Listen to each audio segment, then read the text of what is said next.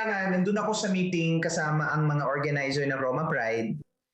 Anong nangyari? Ibig kong sabihin, nagsimula ang sitwasyon noong 2025 nang kami ay nakaranas ng 30 pag-atake sa aming float sa Roma Pride. 2025. Tinatawag kaming mga terorista, mamamatay tao, kahit wala naman kaming dalang pambansang watawat. Wala kaming ibang ginawa kundi maging mga Hudyo at queer. Paulit-ulit namin iniling sa tagapag-ayos ng Roma Pride na manindigan at payagan kaming makilahok sa coordinament na siyang asembleya ng lokal na LGBTQ+ dagdag na organisasyon.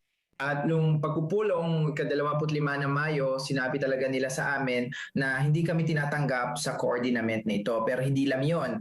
Sinabi rin nila sa amin na simula ngayong taon, hindi na kami magkakaroon ng access para magkaroon ng track sa parada. Alam mo, ang pagkakaroon ng track ay hindi lang nagbibigay visibility sa komunidad, kundi nagbibigay din ng seguridad. Dahil pagkatapos ng nangyari noong nakaraang taon, may isip mo na imposibleng makasali kami ng ligtas kung wala, alam mo na, yung seguridad na dala ng pagkakaroon ng ganitong plataforma. Kaya nung pagpupulong, nandun ako kasama ang mga tagapag-ayos. Kaya isa ako sa mga unang-unang nakatanggap ng impormasyon.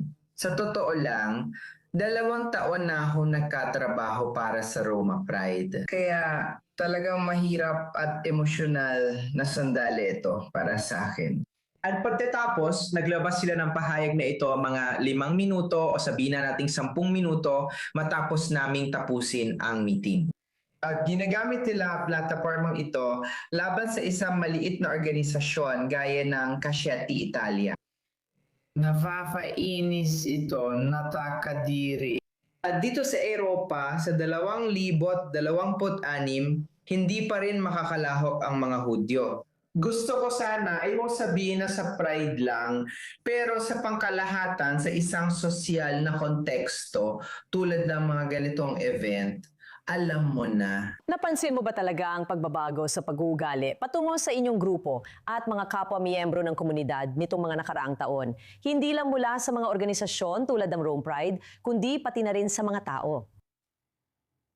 Kung babalikan natin ang paglahok natin 3 taon nang nakalipas, espesyal na sandali yon, kung saan pinalakpakan tayo ng mga tao habang nagpaparada. Siyempre, palaging may mga maliliit na anti-Semitikong atake pero hindi sila kasing lakas at kasing delikado na nangyari noong nakaraang taon. Alam mo, tumigil kami ng 1 taon dahil naramdaman namin delikado kami pagdating sa seguridad at sa pagkakaunay namin sa kilusan. At pagkatapos, sumali ulit kami kasamang aming European na organisasyon nung nakaraang taon sa Roma Pride.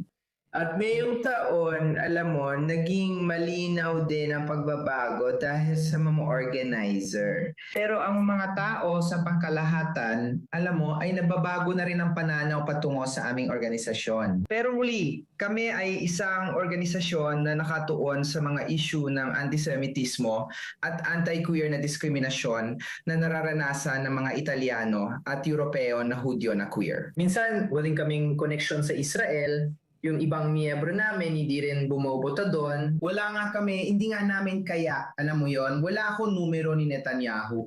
Kaya hindi ko siya matawadan at sabihan na tumigil na siya. Kaya ang nangyayari, ang ugali ng queer movement sa ngayon ay parang kailangan natin pumili ng panig.